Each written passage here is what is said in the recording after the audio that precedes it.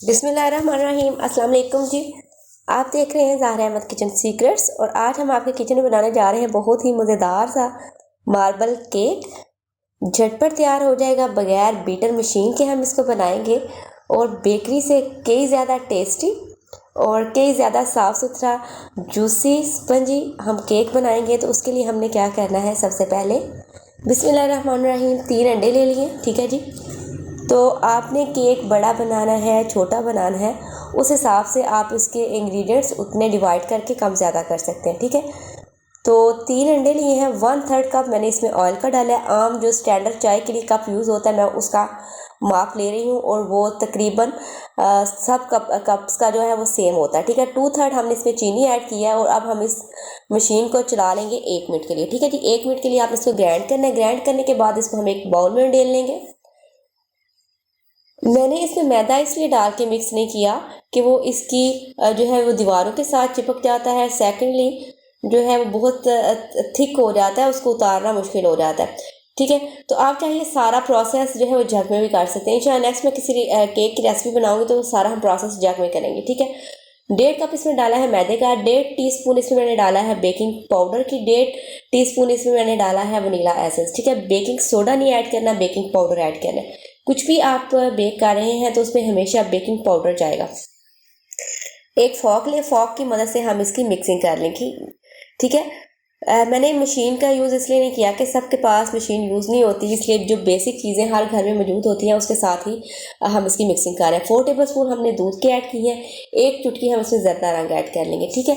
अब इसकी again 2 minute तक हम इसको इस तरीके से मिक्स करेंगे, विस्किंग करेंगे इसकी अच्छे से, ताकि इसमें कोई लम्स ना रह जाए या कोई गुठली ना रह जाए। ठीक है। तो इसकी हमने 2 मिनट तक इस तरीके से आपने इसको अच्छी तरह घुमा लेना, घुमाते जाए।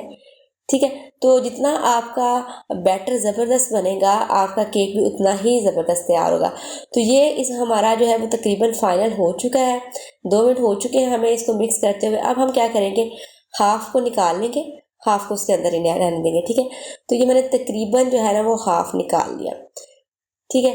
अब हम क्या करेंगे, बाकी में 4 tablespoon cocoa powder add कर देंगे। ठीक है। ये चॉकलेट पाउडर हम इसमें ऐड कर देंगे 4 टेबल स्पून और इसकी अगेन हम मिक्सिंग कर लेंगे ताकि जो हमारा पाउडर है वो अच्छे से यकजान हो जाए, अच्छे से मिक्स हो जाए।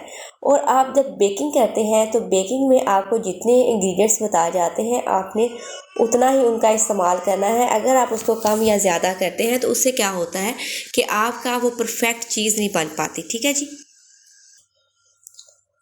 तो ये हमारा डन हो गया। अब हमने क्या करना है, एक लेना है, आपने बाउल ले लें, बेकिंग ट्रे ले लें, उसको ग्रीस करके उसमें बटर पेपर लगा दें। उसके बाद सबसे पहले इसमें मैंने जो प्लेन हमारी डो है वो मैंने 1.5 टेबल स्पून जो है ना वो ऐड किया। उसके बाद जो चॉकलेट वाला बैटर है वो भी मैं 1.5 टेबल स्पून ही ऐड करूँगी। दोनों की मिकदार आपने सेम रखनी है, तभी हमारे जो है वो सेम फ्लावर्स बन सकेंगे, सेम डिज़ाइन आएगा। ठीक है जी। तो उसके बाद आपने इसको क्या करना है, टैप करना है। जब आप इसमें ऐड कर दें, हर 1 चम्मच ऐड करने के बाद आपने इसको टैप करना है ताकि ये फैलता जाए। ठीक है जी। और सेट होता जाए। ठीक है। इसी तरीके से आप जो है वो एक दफ़ा प्लेन बैटर ऐड करेंगे और एक दफ़ा आप जो है वो चॉकलेट वाला बैटर ऐड करेंगे।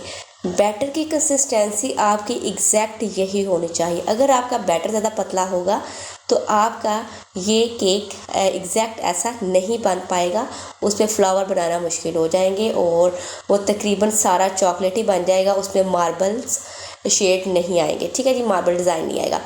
उसके बाद आपने टूथपिक लेनी है और इसको इस तरीके से आपने इसकी फ्लावरिंग कर लेनी है। ये प्रोसेस जो होता है ना, ये सबसे मज़े का प्रोसेस होता है जब उसकी फ्लावरिंग हम कर रहे होते हैं।